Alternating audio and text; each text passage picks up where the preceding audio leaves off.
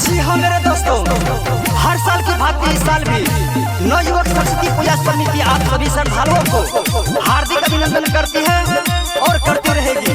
तो उठाइए दोनों हाथ और बोलिए सरस्वती माता विद्या के दाता, सरस्वती माता विद्या के दाता। अरे नाच के लवंडा के भरा कोई नहीं, ट्रैक्टर के ट्रोली पखारा कोई नहीं, अरे नाच के लवंडा के भरा कोई नहीं, ट्रैक्टर के ट्रोली पखारा कोई नहीं।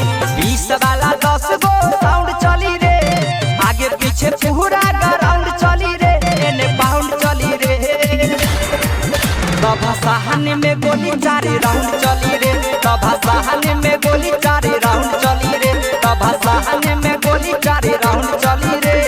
तो ट्रैक्टर के ड्राइवर साहब से निवेदन है कि गाड़ी को आस्ते आस्ते चलाए, नहीं तो कोई दुर्घटना हो सकती है। तो उठाइए दोनों हाथ और बोलिए सरस्वती माता विद्या के दाता।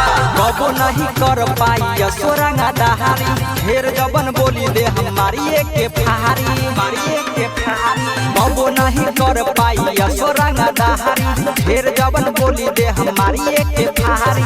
इंग्लिश फ्रूटी पाऊ चली रे, हमनी से बेसी कुछ और चली रे, तगन चली रे।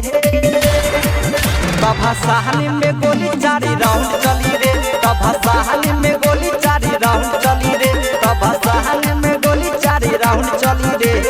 साउंड वाला भाई आवाज बड़ी कम करी आवाज।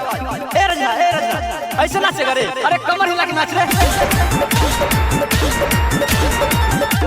Mix by Rajan Chauhan. सरस्वती माई के गाना बजा के हर रहा नाचल जाई कमर हिला के, सुमिता पुजारी के गाना बजा के हर रहा नाचल जाई कमर हिला के।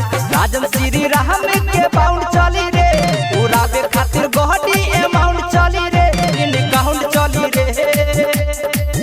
तब सहाने में गोली 4 राउंड चली रे, तब सहाने